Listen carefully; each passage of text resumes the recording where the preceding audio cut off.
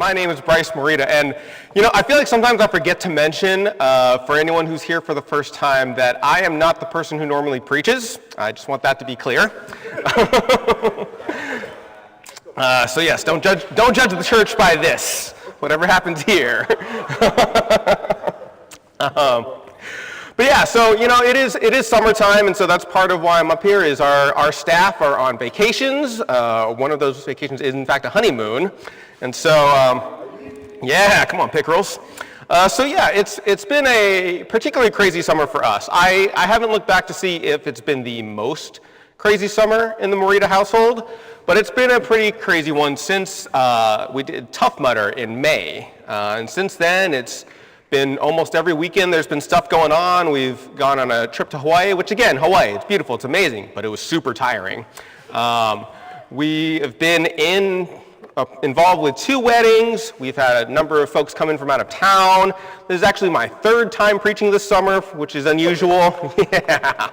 And I'm not someone who can just be like, I can just throw a sermon together. Like I have to think and work and delete and all kinds of stuff. So it's not an easy thing. And so it has been a crazy, crazy summer. And most of these things have been good. The big exception is probably Brooke's Achilles. That was not good and that was not planned. But so yeah, there's been a lot of good stuff going on. It's been enjoyable, but it can be very easy to get caught up in just doing things. And again, summer I feel like underlines that more than most things. Even if you're like, I'm not in school. I felt like summertime is only crazy when you're in school because that's when you try to do everything. But it seems like regardless of where you're at in life, summer just seems to be the time where a lot of extra stuff happens. There's just a lot more going on, a lot more to do.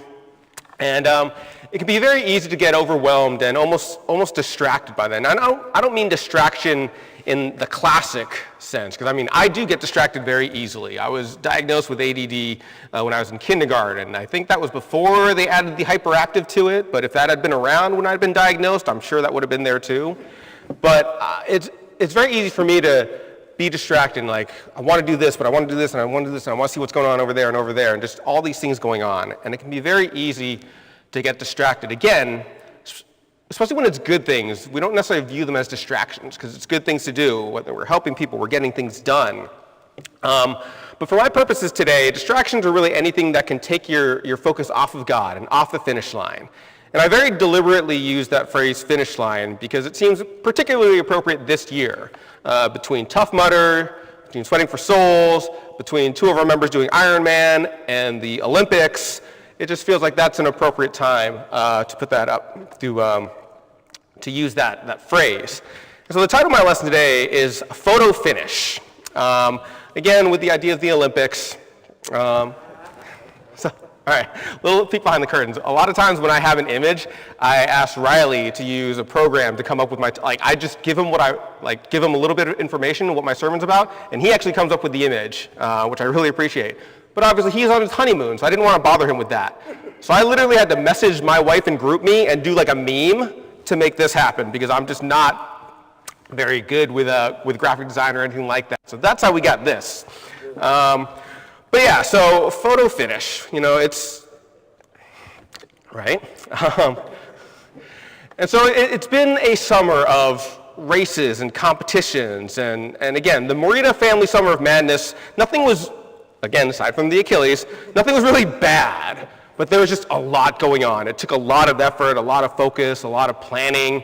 As disciples, as Christians, we do take on a lot of stuff, and it's good stuff. We're trying to give, we're trying to help, we're trying to grow, we're trying to help other people to do the same. So there's a lot that's going on. But it can be very easy to just caught up in just doing stuff and lose the whole purpose of why we are doing, what's the end goal of all that stuff. We're doing this, typically we go through a book and we go, as we do our series, and we are a little bit out of order this time. JC and I had to switch. He's out of town this week. And we kind of just wanted to stick with our scriptures that we've been working on. So rather than me taking his topic and him taking my topic, we are just kind of flipping the order a little bit. So instead of 1 Thessalonians chapter 1, we're actually going to be doing 1 Thessalonians chapter 4. If you want to turn there, chapter 4, starting verse 13. And If I were to ask people here, would you describe your life as easy? I'd be really shocked if anybody raised their hand. Now, maybe we're catching you at a really good time in life and there's someone here who's like, actually, yeah, life is easy. But for the most part, life is not easy. That'd be the logical conclusion that life is difficult, life is hard. We have a lot going on. It could be very easy to put how difficult and how much is going on being a disciple. We do sacrifice a lot, but just life is hard, no matter who you are, no matter where you are. Like, what you're going through is going to be different than other people, but that doesn't make it any less difficult that you're going through it. Like, what's easier for you might be hard for someone else. What's hard for someone else might be easy for you. It's not about comparisons. It's just the fact of the matter that life can be difficult. In 1 Thessalonians chapter 4, verse 13 and 14, it reads, "Brothers and sisters, we do not want you to be uninformed about those who sleep in death, so that you do not grieve like the rest of mankind who have no hope. For we believe that Jesus died and rose again, and we believe that God will bring Jesus those who have fallen asleep in him." And what's more, people may not even necessarily realize that they're without hope. They may just be content with how their life is. And again, I think we can be, as disciples, we recognize that God has done something in our lives, that we have a purpose in life, that we have a promise in life, and it can be very easy to forget what it was like to be without that. But even for those who haven't given eternal life or a life with Christ any thought, and kind of just live their life on their own and just kind of walking through life, even they can have moments of emptiness and hopelessness and of loss and not being fulfilled. It is hard to be without hope. One thing that does help is having a support system. A support system has many names: a village, a tribe, a pit crew, a circle. Kind of sticking with that race competition thing, for Tough Mudder, we've been doing it for a few years now, the mud race through 10-ish miles and 30-odd obstacles in between. And it's a team event that you rely on people to get through. And there's plenty of events that you can, plenty of obstacles that you can do by yourself. Even if you're not overly athletic, there are some that you can do by yourself, but only with the right strategy and if you're really in shape. And there are a few that you literally can't do without someone else.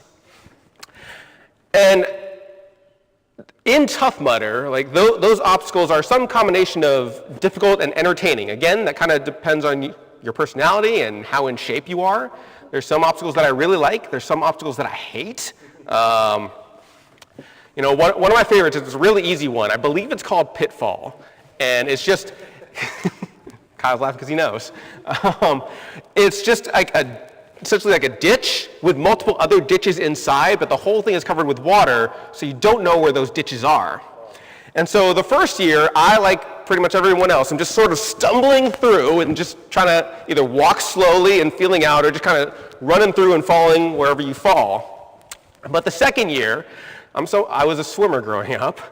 The second year, I decided to just duck down and just basically doggy paddle swim through the whole thing. So as soon as I get in, I just cruise through.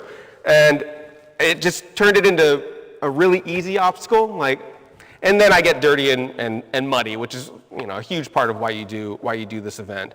But that's one of my favorites because it's an easy one. I have my little hack for it. But there are others that I don't have the hack for, that you require help.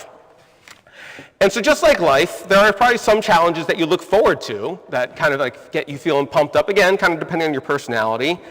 And there are some obstacles that you just dread, that just fill you with despair, that you just don't know how to handle, that you want to avoid. And some of those obstacles you can do yourself. Some of those obstacles you can't do by yourself. And some of those obstacles will be easier if you have someone to help you out. And that's something that's hard for me because I view myself as a fairly independent person. I don't necessarily mean that in the I'm going to do it on my own. It's more like if I can't do it on my own, I don't want to do it. Is sort of where my independence is. If I need to get help, then I don't want to have to do it. which can fly in the face of a lot of discipleship. Because if I had no help throughout my discipleship, I don't know where I would be, but it wouldn't be here. You know, and sometimes we, yeah, sorry, Brooke. Sometimes we get help that we didn't ask for, but sometimes it's our own personal battle that no one's gonna know unless we talk to them about it. Right. Now, if you're fortunate that you have people in your life that know you so well, you just can't hide the battles. Like, you may be able to hide the details, but you won't be able to hide the fact that the battle's going on. But maybe you don't have that. Maybe you don't have the people who know you so well that they'll be able to recognize that something's not right. It is hard to go through life solo. It is hard to reach your potential by yourself, without people to push you, without people to challenge you, without people to help you, without, even if they're not actively helping you, to just know that someone is ready and willing to help can make such a difference. How many people go through life, maybe not their entire life, but go through times where they just think, I want help, but who's gonna help me? Everyone's busy. Everyone has stuff going on. I don't wanna be a burden. So we do it ourselves. Meanwhile, those people in our lives want to help us. They're thinking, what can I do? But you turn me away. I asked you for help, and you snapped at me. Why do you think I need help? Come on, talk about it. And it just makes it hard. They're like, all right, just you come to me when you need me. And when does that happen? Sometimes it doesn't. We have villages at the ready for us, but we have to ask for it, we have to look for it, we have to accept it. So much more people are willing to help than we realize. And it's, you know, and I don't even want to say just within the church, although yes, the church is absolutely willing to help. Just in our own circles, people love you. People want you to do well. People want to help you succeed. People want to be a part of your growth and your success. People want to do that. And yet, for whatever reason, it feels like we're a burden. And nobody likes to feel like they're a burden. Some people feel it stronger than others, but no one wants to feel like I am making someone's life harder, that I am making someone's life worse. No one wants to feel that way. And what's crazy is that's rarely how people are going to feel. Right. Like, there can be moments of like, oh my gosh. But no one's going to take time and pray and be like, man, I wish this person was not in my life. I'm tired of them. I don't want them in my life. Why can't they get it together? We want to help each other. We want to be there for one another. You know, we have had a lot of weddings in the church recently. And just in less than a year, the Lehigh Valley Church is, I think, 6. I don't know if I'm forgetting one, but at least 6. Yeah, sounds right? Okay, so we've had at least 6, specifically of the Lehigh Valley Church members getting married. My wife has coordinated 3 of those weddings. And that's not an easy task. I don't know if anyone ever thought wedding coordinating is easy. I doubt it, but just in case you did, it's not. It's very complicated. You're dealing with a lot of people. You're not just dealing with the couple. You're dealing with so many people. And one thing I am extremely grateful for is the Lehigh Valley Church and how much they helped out behind the scenes to make those days amazing. I do want to give a special shout out to the Yo Pros who were just doing a lot of the grunt work. Because, you know, hey, yeah. Who were showing up, setting stuff up, cleaning stuff up, going, getting dressed, coming back, getting things done, moving stuff around, just doing so much behind the scenes to make, specifically, you know, in this case, Brooke's life so much easier. And just, not even that they did it, but just knowing that you could count on them made such a difference. And it matters so much that you have that help. You know, I tell you what, there. Just a little sidebar. There's something about the Lehigh Valley Church. We have a lot of talent here. We have a lot of abilities here. We literally have the ability to be a one-stop shop wedding service. We have an officiant. We have a DJ. We have a coordinator. We have photographers. We haven't had photographers specifically for the Lehigh Valley Church weddings, but we have photographers. We definitely have people who can bake and cook. So if we want to get the food going, we could be a one-stop shop. It's pretty amazing the amount of talent that we have here. And I'm very grateful for that.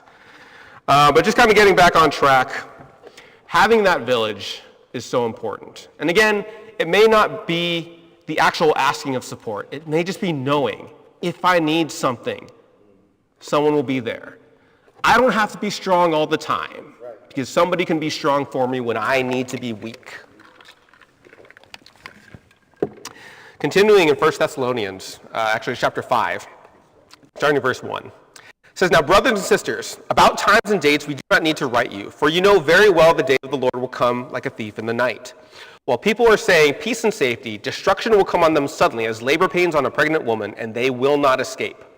But you, brothers and sisters, are not in darkness, so that this day should surprise you like a thief. You are all children of light and children of the day. We do not belong to the night or to the darkness. So then, let us not be like others who are asleep, but let us be awake and sober." And I'm not going to spend a whole lot of time here because this is a concept that generally people with any kind of church connection are aware of, but I also don't want to just completely skip over it. We don't know when the day of the Lord is going to come. We know it hasn't happened yet, but we don't know when it's going to come. We don't know if it's close, we don't know if it's far off, and those are really relative terms. And I think sometimes we can read this scripture and it almost reads like it inspires dread, like, watch out, the time is coming. You know, there's a practice on Japanese death row where the inmates don't know when their execution's coming until about 2 hours or a few hours beforehand. And so they just sit there wondering, possibly every day, is today going to be that day? And I think sometimes I can feel about that scripture, that mentality, like, when is it going to happen? Oh my gosh, oh my gosh. But I think really it should be less that kind of dire warning, but more a reminder, like, put into practice daily the things you preach, the things you teach. It means simply don't be putting things off. You know, I think that can be we can have a very laissez-faire mentality of, I can get to that tomorrow. Like, again, we're a busy society. We have a lot going on every day. And so it's not even necessarily laziness, although it certainly can be, procrastination, laziness, what have you. But it could just be like, I have so much going on today, let me take care of that tomorrow. And I think that mentality can seep into many aspects of our life, including our Christianity. I will follow up with that person tomorrow. I will make time to study the Bible tomorrow. I'll focus more on my prayer next week. Let me get out of my busy season, and I will recommit myself to God. We can get in this mentality of there will be time. And we don't know that. And rather than just being terrified of like, oh my gosh, gotta get things together, we just want to be steady.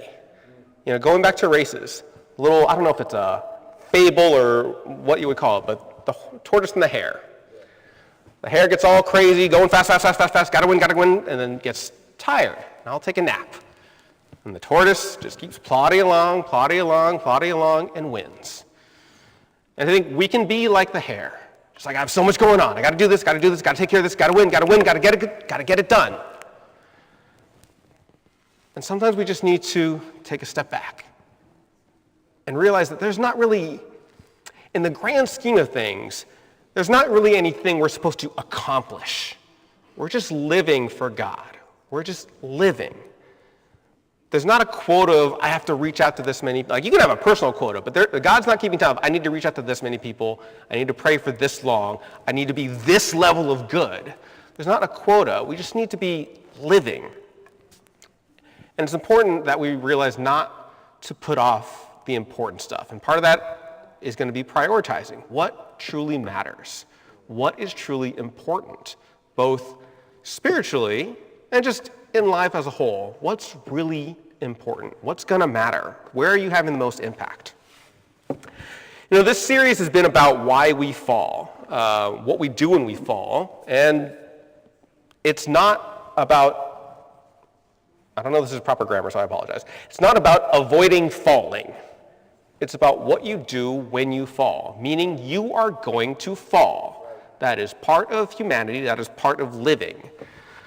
And too often I think we look at falling as failure, when really all it can be, is a tool to get us to the finish line. When we fall, we can think about, why did we fall? When we get up, what can make getting up easier? What could we do to get up quicker? What could we do to feel better in the moment? There's all these things we can learn about when we fall, but it can be so easy to get caught up in I fell, and just focusing on that. Anyone who's been around kids, that's what the kids focus on when they fall. I fell. That's all they can focus on, that they were injured. And so we can be like that. But we need to take a step back and look, how could we avoid that? What did we do?